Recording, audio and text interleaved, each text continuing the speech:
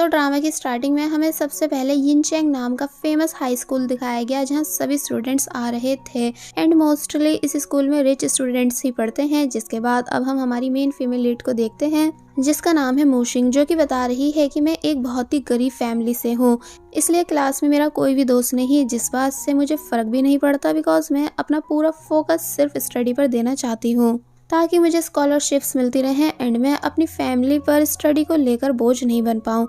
लेकिन इस क्लास में सिर्फ मैं ही एक इंटेलिजेंट नहीं बल्कि एक और भी है जिसका नाम है जियांग, जो कि मुझे अच्छा लगता है लेकिन मैं कभी ये बात उसे बता नहीं सकती हूँ। फिर हमें एक लड़की दिखाई जाती है जो कि नोटिस कर लेती है कि मूशिंग कैसे उसके क्रश जियांग को देख रही थी, इसलिए उसने अपनी फ्रेंड्स के साथ मिलकर वॉशरूम में मूशिंग को काफी ज्यादा बुली करा। साथ ही उसे वार्निंग भी दी कि अगर नेक्स्ट टाइम तुमने मेरे क्रश जियांग को देखा भी तो अच्छा नहीं होगा, गरीब कहीं की। और फिर तभी वो लड़कियां मूशिंग को वॉशरूम में लॉक करके चली जाती हैं। तो तब मूशिंग हेल्प के लिए आवाजें देना शुरू कर देती है कि कोई प्लीज डोर ओपन कर दो, मैं अपनी नेक्स्ट क्लास के लिए लेट हो रही हूँ। तो तब किसी ने डोर अनलॉक कर दिया, जो कि कौन है पता नहीं चल पाता, लेकिन उस लड़के की शर्ट का बटन वहीं फ्लोर पर गिर जाता है जिसे बाहर आकर मूशिंग उठा लेती है एंड वो सरप्राइज है कि मेरी हेल्प आखिर किसने करी, वरना ज्यादातर सभी मुझे इग्नोर कर देते हैं। फिर तभी उसको उस लड़के की जाते हुए हल्की सी झलक दिख जाती है, जिसके बाद सीन कट हुआ और अब हमें हमारे ड्रामा के मेन कैरेक्टर यानी किदो-मा को दिखाया गया, जो कि बहुत ही ज्यादा रिच बताया गया है। साथ ही ये एक बैड बॉय भी है जो अक्सर लोगों से फाइट करता रहता है, बिल्कुल भी स्टडी नहीं करता, ना ही बड़ों की रिस्पेक्ट और ना ही किसी भी क्लास को अटेंड करता है। वो बताता है कि बाइक मेरी गर्लफ्रेंड है और टेक्वेंडो मेरा बेस्ट फ्रेंड, यानी मैं टेक्वेंडो में बहुत ही ज्यादा अच्छा हूँ। कैंपस में मेरा टेक्वेंडो क्लब भी है जहाँ कोई भी मुझे हरा नहीं पाता क्योंकि मैं सबसे ज्यादा बेस्ट हूँ। और फिर जब अपने दोस्तों से फाइट कर ही रहा होता है कि तभी मिस्टर गो नाम के टीचर यहाँ आ गए, जो कि किडो-मा से साथ चलने का कहने लगते हैं। इन टीचर से सभी को काफी ज्यादा डर लग रहा था लेकिन किडो-मा को बिल्कुल भी नहीं। और फिर जब अपने ऑफिस में आकर मिस्टर गो ने किडो-मा को घूरना शुरू करा ताकि आंखों से डरा सके बिकॉज वो उसे मार नहीं सकते हैं, बट किडो-मा का तो कोई फर्क पड़ ही नहीं रहा था बिकॉज वो सच में किसी से भी नहीं डरता है। कि तभी मूशिंग वहाँ आई स्कॉलरशिप फॉर्म फिल करने के लिए, जिससे मिस्टर गो कहते हैं कि अंदर आ जाओ एंड यहाँ बैठकर फॉर्म फिल कर लो। और फिर मूशिंग के सामने ही किडो-मा को नॉन स्टॉप डांटने लगे कि तुम क्यों स्टडी नहीं करते हो, साथ ही स्कूल में बस सभी से लड़ते रहते हो, क्या तुम्हें सच में किसी भी चीज का डर नहीं है। तो तब किडो-मा बस उनकी बातों पर स्माइल कर रहा था। मूशिंग नोटिस कर लेती है कि इस लड़की की शर्ट के बटन सेम वैसे हैं जैसा बटन मुझे सुबह मिला था, साथ ही इसकी शर्ट का एक बटन गायब भी है, इसलिए कंफर्म हो जाता है कि यही वो लड़का था जिसने सुबह में मेरी हेल्प करी थी। किडो-मा हंस हंस कर टीचर को पलट के जवाब दे रहा था कि जैसे वो पहले से रेडी है फेल होने के लिए। तो ये सुन आज जब फाइनली टीचर किडो-मा पर हाथ उठाने ही वाले थे, लेकिन तभी मूशिंग बीच में बोल पड़ी कि सर फॉर्म फिल हो चुका है। टीचर कहते हैं कि ठीक है, मैं पूरी कोशिश करूंगा तुमको स्कूल की सभी फैसिलिटीज दिलाने की, तुम्हारे पुअर बैकग्राउंड को याद रखते हुए, ताकि आगे पढ़ाई में भी तुमको कोई परेशानी नहीं आए। और फिर तभी मूशिंग से जाने को कहने लगे तो तब वो यहाँ से चली गई। थोड़ी देर बाद टीचर किडो-मा को भी कुछ वार्निंग्स देने के बाद जाने की परमिशन दे देते हैं। और फिर जैसे वो बाहर आया तो पता चला कि मूशिंग पहले से ही उसके बाहर आने का वेट कर रही थी। और फिर जब जैसी बोली कि मुझे तुमको कुछ देना है तो तब किडो-मा ने जल्दी से मना कर दिया, यानी बोला कि नो थैंक्स, मुझे लव लेटर देने की जरूरत नहीं है क्योंकि मैं किसी के भी लव लेटर को एक्सेप्ट नहीं करता। और फिर तभी यहाँ से चला गया, जबकि मूशिंग उसको लव लेटर नहीं बल्कि उसका बटन वापस कर रही थी। अब नेक्स्ट सीन में हम देखते हैं कि जब किडो-मा बाइक चला रहा होता है कि तभी कुछ देखकर वो वहीं पर रुक गया। एक्चुअली एक आदमी छोटे बच्चे को पकड़कर उसे परेशान कर रहा था, यानी कि उससे पैसे मांग रहा था, इसलिए किडो-मा उस बच्चे को बचाने आ गया और बोला कि आज तुम दोनों का दिन बेकार है, जो तुम्हारी मुलाकात यंग मास्टर से हो गई। वो दोनों किडो-मा को पहले तो काफी कुछ बकते हैं और फिर जब जैसी उनमें से एक उसे मारने के लिए आगे हुआ कि तभी किडो-मा ने उसे दूर फेंक दिया। और फिर जब दूसरे वाले के पास भागकर आने लगा तो तब किडो-मा ने यहाँ इतनी हाई जंप मारी कि उसे देखते ही वो आदमी बुरी तरह डर गया, इसलिए तभी यहाँ से भाग गया। वो बच्चा किडो-मा को थैंक्स कर ही रहा होता है कि तभी पता चलता है कि ये दोनों ही साइड से घिर चुके हैं, क्योंकि वो आदमी अपने दोस्तों को भी ले आया है। इसलिए किडो-मा बच्चे को समझाता है कि तुम्हें मेरे बोलते ही दूसरी साइड भागना होगा। और फिर इन्होंने ऐसा ही करा, यानी कि दोनों अलग अलग डायरेक्शन में भागे। एंड अब क्योंकि वो सभी पुलिस किडोमा को पकड़ना चाहते हैं, इसलिए स्टूडेंट पर ध्यान नहीं देते बल्कि बस किडोमा को फॉलो करते गए, जो कि इनके हाथ लग ही नहीं रहा है। यानी कि इन सभी ने काफी कोशिश करी उसको पकड़ने की, लेकिन पकड़ नहीं पाए। फिर हम किडोमा के दो दोस्तों को देखते हैं जो कि किडोमा को भागता देख समझ जाते हैं कि ये जरूर किसी मुसीबत में है, इसलिए कहने लगे कि हम अपने भाई को प्रोटेक्ट करेंगे। लेकिन जब इन्होंने देखा कि किडोमा के पीछे कितने सारे लोग हैं, इसलिए ये देखकर वो अनजान बनने की कोशिश करने लगी, यानी कि चुपचाप यहाँ से वापस अंदर चले गए। पुलिस परेशान है कि आखिर किडोमा कहाँ गायब हो गया, इसलिए वो और आगे उसे ढूंढने निकल गए, जबकि किडोमा वहीं पर था जो कि फिश सेलर बनने की एक्टिंग कर रहा था। और फिर जब भागता हुआ वापस वहीं पर आया जहाँ उसके दोस्त थे, तो तब ये तीनों बात करने लगते हैं। दोनों दोस्त कहते हैं कि शुक्र है वो लोग हमारे सामने नहीं आए, वरना हम उन्हें छोड़ते नहीं। लेकिन जब जैसे ही वो सभी पुलिस वापस से आ गए तो ये दोनों किडोमा के पीछे छुप गए। फिर बस होना क्या था, तीनों एक साथ भागना शुरू कर देते हैं और जब भी कुछ सामान इन लोगों को रास्ते में मिल रहा था उसे ये उठा कर पुलिस पर फेंक रहे थे एंड साथ ही हैंड टू हैंड पेमेंट भी करते जा रहे थे, जितना भी कुछ इन लोगों ने नुकसान करा था। और फिर जब फिर से यहाँ से भाग गए तो तब शॉप ओनर पुलिस के बॉस को भी पकड़ लेता है और उससे भी सभी नुकसान के पैसे मांगने लगा, जो सब उसे मजबूरन देने ही पड़े। वेल अब दिखाया जाता है कि दोनों दोस्त दूसरी डायरेक्शन में भाग जाते हैं एंड किडोमा दूसरी में। इसका मतलब वो एक बार फिर अकेला पड़ चुका है और जब भाग ही रहा था कि तभी हमें सामने से मोशिंग आती हुई दिखाई गई, जो कि वो भी अचानक किडोमा को अपने सामने देखकर शॉक रह गई। फिर बस होना क्या था, दोनों की टक्कर हो जाती है एंड किडोमा डायरेक्ट पानी में जा गिरा एंड चिल्लाने लगा कि प्लीज कोई तो मुझे बचाओ क्योंकि मुझे स्विमिंग नहीं आती। तो तब पुलिस डर गई कि अब वो क्या करेंगे, क्योंकि उनमें से भी किसी को भी स्विमिंग नहीं आती, इसलिए तभी वो सभी यहाँ से भाग गए। तो तब मोशिंग किडोमा को बचाने जाती है, सबसे पहले इनहेलर का यूज करके, और फिर तभी उसने पानी में जंप मार दी। किडोमा जो कि अब नीचे डूबने लगा था, तो तब मोशिंग ने उसके पास आकर उसे पकड़ा एंड ऊपर की तरफ ले आई, यानी कि फाइनली मोशिंग ने किडोमा की जान बचा ली। इसलिए बाहर आने के बाद किडोमा मोशी को देख रहा होता है, फिर पूछता है कि तुम्हारा नाम क्या है।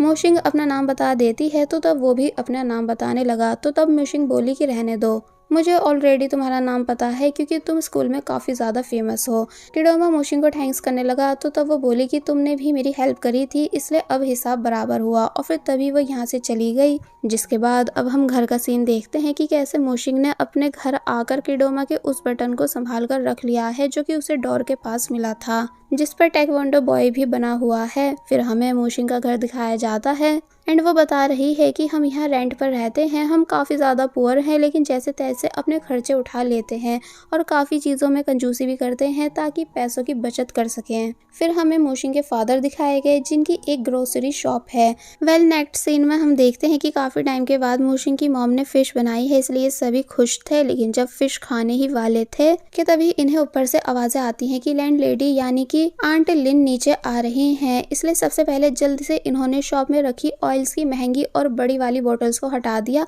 और उनकी जगह पर सस्ती और छोटी वाली बोतल्स रख दी। फिर जब आंट लिन फ्री में ऑयल मांगने आई तो तब उन्हें छोटी वाली बोतल्स रखी मिलती हैं, यानी कि वो बड़ी वाली ले नहीं पाती।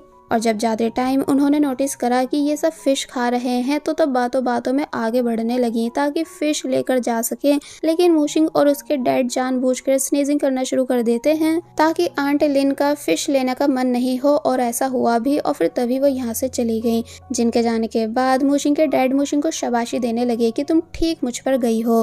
वेल अब नेक्स्ट सीन में हम किडोमा को देखते हैं जो कि कुछ खा रहा था। फिर तभी उसने वो चीज डॉग को दे दी, जिसे वो डॉग अपने बच्चों के पास ले जाकर उनके साथ खाने लगा। तो तब किडोमा ये सब देखकर हंसता है कि ये सब कितने क्यूट दिख रहे हैं, लेकिन फिर तभी इमोशनल भी होने लगा कि इनके पास भी एक फैमिली है, सिर्फ मेरे पास नहीं। जिसके बाद हमें किडोमा के फादर दिखाए गए जो कि काफी स्ट्रिक्ट हैं। तो वहीं उनके साथ ये जो लेडी थी वो किडोमा की स्टेप मदर थी, जिन्हें किडोमा पसंद नहीं करता। लेकिन स्टेप मॉम की बातों से पता चल रहा था कि जैसे वो किडोमा की फिक्र करती है, इसलिए कह रही होती है कि इतनी रात हो गई, किडोमा अभी तक घर नहीं आया, पता नहीं कहाँ है, उसने कुछ खाया भी नहीं होगा। तो तब फादर बोलते हैं कि तुम उसकी फिक्र मत किया करो, वो पूरे 19 साल का हो चुका है, जरूर अपने दोस्तों के साथ बाहर किसी रेस्टोरेंट में खा रहा होगा। तो ये सुनकर स्टेप मॉम चुप हो जाती है। आई थिंक किडोमा के फादर किडोमा के केयरलेस होने की वजह से उसको पसंद नहीं करते हैं। वेल अब हमें दिखाया जाता है कि जब रात में मोशिंग सो रही थी तो तब उसे बैड ड्रीम्स आने लगे एंड यही सब सेम ड्रीम्स किडोमा को भी आ रहे थे कि कैसे किडोमा पानी में डूब रहा था एंड उसके पैर भी नीचे ग्रास में फंस चुके थे। तो तब मोशिंग उसके पास आई थी और उसे बचाने की पूरी कोशिश कर रही थी। यानी कि ये पता नहीं कैसा ड्रीम था जिस वजह से इन दोनों की सांसें रुकी और फिर तभी इन दोनों की सोल एक्सचेंज हो गई। जिसके बाद अब हमें नेक्स्ट डे दिखाया जाता है कि कैसे एक क्लीनिंग लेडी रोड को क्लीन कर रही हैं। तो तब उन्होंने किडोमा को उठाया ये बोलकर कि यंग बॉय उठ जाओ, क्या तुम्हें अपने घर नहीं जाना है। तो तब किडोमा उठने लगा लेकिन अब उसकी बॉडी में मोशिंग थी जो कि फील करती है कि कुछ तो अलग है, यानी कि मैं यहाँ कैसे। फिर तभी उसने अपनी नेक को चेक करा जिससे उसे एहसास हुआ कि भला ये क्या चीज है और फिर तभी उसने अपनी बॉडी चेक करी जो सब देखकर वो बुरी तरह शॉक रह गई। यानी कि समझ तो उसे अब भी कुछ नहीं आ रहा था लेकिन वो फील कर पा रही है कि जैसे वो अपनी बॉडी में नहीं है। इसलिए तभी भागकर पानी के पास जाती है अपने फेस को देखने और फिर जब जैसे उसने देखा कि ये तो किडोमा का फेस है तो इसलिए ये देख वो काफी जोर से चिल्लाई एंड चिल्लाते हुए यहाँ से बुरी तरह भागने लगी क्योंकि वो काफी ज्यादा डर चुकी है। दूसरी तरफ अब हम किडोमा को देखते हैं जो कि मोशिंग की बॉडी में था। इसलिए जब जैसे उठा तो पहले उसे भी कुछ समझ नहीं आया। सबसे पहले उसने अपने हेयर नोटिस करे और वॉइस की भला ये इतने लंबे कैसे हो गए और मेरी आवाज को क्या हुआ। फिर वो ग्लासेस उठाकर पहनता है जिनको पहनने के बाद जब उसे सब कुछ क्लियर दिखा तो वो हैरान रह गया कि भला ये किसका रूम है एंड आखिर में यहाँ आया कैसे। फिर वो मिरर उठाता है ये कहते हुए कि काश ये सब सिर्फ एक ड्रीम हो, प्लीज ये सब एक ड्रीम हो। लेकिन जब जैसे उसने देखा कि ये तो एक लड़की का फेस है वो भी मोशिंग का, तो तब वो काफी ज्यादा जोर से चिल्लाने लगा।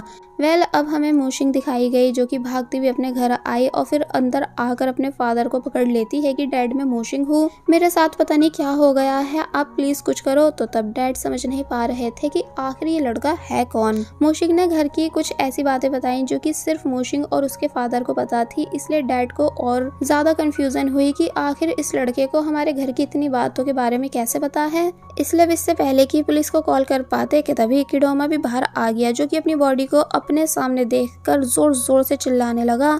तो वहीं दूसरी तरफ से मोशिंग भी काफी जोर से चिल्लाई। डैड कुछ भी समझ नहीं पाए कि आखिर ये सब हो क्या रहा है। इसलिए अपनी बेटी से बोले कि तुम डरो मत बल्कि अंदर जाओ, मैं अभी पुलिस को बुला रहा हूँ। तो तब किडोमा कहता है कि नहीं प्लीज ऐसा करने की कोई जरूरत नहीं, ये मेरा क्लासमेट है। और फिर तभी ये दोनों भागते हुए यहाँ से चले गए। किडोमा मोशिंग को अपने घर ले आया ये बताते हुए कि इस टाइम घर पर कोई भी नहीं होगा। और फिर अब हमें दिखाया जाता है कि कैसे ये दोनों एक दूसरे को मारने वाले हैं, ये देखने के लिए कि कहीं ये कोई ड्रीम तो नहीं। लेकिन तभी इन्होंने प्लान चेंज करा और खुद से एक दूसरे को मारा जो कि इन्हें फील हो रहा है, इसका मतलब ये कोई ड्रीम नहीं है। तो तब मोशिंग कहती है कि कहीं ये वैसी वाली दुनिया तो नहीं जिसमें सभी की सोल एक्सचेंज हो जाती है। और फिर तभी ये दोनों किडोमा के फादर को देखने लगे जहाँ किडोमा बोला कि मैं ये तो चेक कर चुका हूँ कि तुम्हारे फादर की बॉडी में तुम्हारे फादर की ही सोल है, लेकिन मुझे अपने फादर को भी चेक करना है कि क्या उनकी बॉडी में भी उन्हीं की सोल है या फिर नहीं। मोशिंग मान जाती है। फिर वो काफी ज्यादा डरते डरते किडोमा के फादर के सामने आई जो सब ऊपर से किडोमा भी देख रहा था। किडोमा के फादर किडोमा से स्टडी के बारे में पूछते हैं और एग्जाम के बारे में भी ताकि उसे जल्द से जल्द अपने बिजनेस में लगा सके। लेकिन जब मोशिंग ने उनके सामने डॉल करी जो कि किडोमा की फेवरेट है तो तब फादर गुस्से से उसे देखने लगे। इसलिए वो तभी उस डॉल को अपने हाथ में लेकर नीचे फेंक देते हैं और बोले कि तुम जिंदगी भर निकम्मे ही रहना जिसे सिर्फ ये सब बेकार काम करने आते हैं। और फिर तभी वो यहाँ से चले गए। तो तब किडोमा समझ जाता है कि ये उसके फादर ही हैं, यानी उनकी सोल उन्हीं की बॉडी में है। और फिर तभी दिखाया गया कि कैसे फादर ने किडोमा की कई सारी डॉल्स को एक ही जगह पर फेंक रखा था।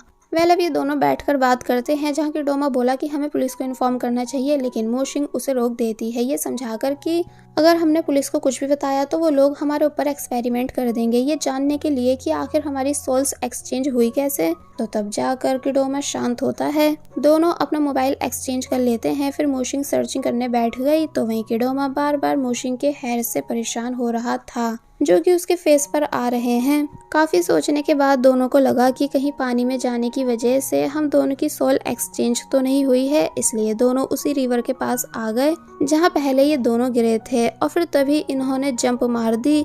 लेकिन जब बाहर आए तो पता चला कि ये ट्रिक काम ही नहीं करी, यानी अभी भी उनकी सोल एक्सचेंज नहीं हुई।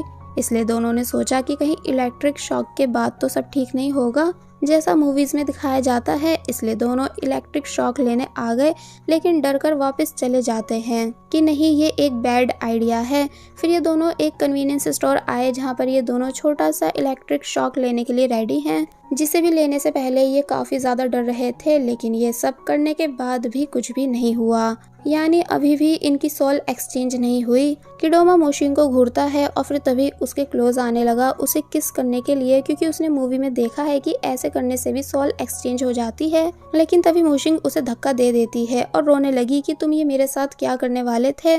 तो तब किडोमा काफी सॉरी कहने के बाद जैसे तैसे मोशिन को चुप कराता है।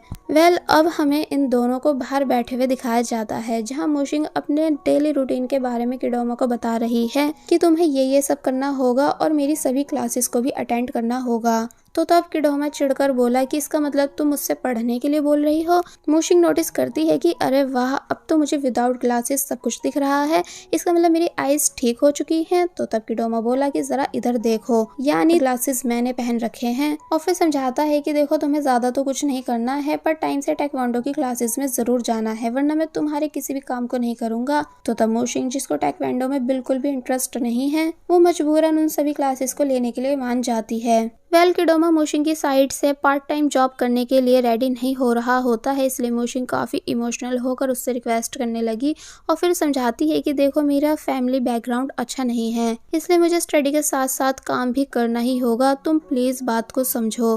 तो तब किडोमा जॉब इंटरव्यू पर जाने के लिए मान जाता है। अब हम किडोमा के दो फ्रेंड्स को देखते हैं जो कि किडोमा के पास आए, जिनमें से इस वाले का नाम है लिंग, तो वहीं दूसरे का जीमिंग। एक्चुअली ये दोनों किडोमा को शावर के लिए ले जाने के लिए आए थे, लेकिन जब पीछे से मोशिन की बॉडी में रियल किडोमा यहाँ आया, जो कि इनसे रोज की ही तरह मिल रहा था, यानी मारते हुए, तो तब ये दोनों समझ नहीं पाते हैं कि आखिर ये लड़की है कौन जो हमसे इतना फ्रैंक हो रही है। और फिर तभी लिंग फिंगर दिखाते हुए मोशिन से उसका नाम पूछने लगा, साथ ही उसका मजाक भी बना रहा था कि अरे ये तो वही डरपोक मोशिन है ना, जिसको सभी लोग स्कूल में परेशान करते हैं। तो तब किडोमा उसकी फिंगर पकड़ लेता है कि तूने मुझे फिंगर दिखाई कैसे, लेकिन तभी मोशिन के बोलने पर उसने फिंगर छोड़ दी। तो ये देख जिमिंग के होश उड़ गए कि आखिर ये सब हो क्या रहा है। फाइनली किडोमा एंड मोशिन इन दोनों को अपना सीक्रेट बताते हैं कि कैसे इन दोनों की बॉडी स्वैप हो चुकी है, इसलिए किडोमा नहीं बल्कि मोशिन है एंड मोशिन नहीं बल्कि किडोमा। लेकिन ऑब्वियसली ये दोनों उनकी बात पर बिलीव नहीं करते। तो तब किडोमा चिढ़कर लिंग की ऐसी जगह वाले तिलों के बारे में बताने लगा जो कि सिर्फ इन तीनों को पता थे, इसलिए लिंग शॉक रह गया और मोशिन से क्वेश्चन करता है कि तुम ये सब बातें ऐसे कैसे किसी और को बता सकते हो। तो वही जीमिंग ये समझने लगता है कि शायद हमारे बॉस किडोमा इस लड़की को डेट कर रहे हैं, इसलिए मोशिन को सिस्टर इन लो कहकर पुकारने लगा। मोशिन मना करती भी है कि नहीं ऐसा कुछ भी नहीं, लेकिन अब कहाँ ये दोनों उसकी बात पर बिलीव करने वाले थे कि तभी सीन कट हुआ और अब हमें मोशिन को किडोमा के दोस्तों के साथ दिखाया गया, जो कि जबरदस्ती मोशिन को अपने साथ शावर के लिए ले आए हैं, जहाँ वो अनकंफर्टेबल फील कर रही थी। तो वही लिंक क्वेश्चन पर क्वेश्चन करते जा रहा होता है कि बॉस आप स्कूल की सभी ब्यूटीज को छोड़कर मोशिन को कैसे पसंद कर सकते हो, ये बात मुझे काफी अजीब लग रही है। और फिर ये तीनों बॉडी रब करने लगे, जहाँ किडोमा के दोस्त अब भी उससे काफी सारे क्वेश्चंस करते जाते हैं। तो वहीं बाहर हमें किडोमा को दिखाया गया जो कि मोशिन के बाहर आने का वेट कर रहा था। फिर सोचता है कि वैसे मैं भी तो अब एक लड़की की बॉडी में हूँ, इसलिए गर्ल्स सेक्शन जा सकता हूँ, जहाँ जाने का मेरा पता नहीं कब से ड्रीम है। और फिर तभी वो उठा एंड डायरेक्ट गर्ल्स बाथरूम में आ गया, जहाँ आकर वो सभी को देख रहा है कि तभी उसकी नोज ब्लीडिंग स्टार्ट हो गई एंड वो तभी पीछे गिर गया और मन ही मन काफी ज्यादा खुश होने लगा कि मैं बहुत ही अच्छा फील कर रहा हूँ। लेकिन अचानक उसको अस्थमा अटैक आया, क्योंकि उसने सुबह से ना ही मोशिन की कोई मेडिसिन खाई थी और ना ही इनहेलर का यूज करा था, जिस वजह से अब उसकी सांस अटक रही है। और बस फिर इसी सीन के साथ पार्ट 1 यहीं पर एंड हो जाता है।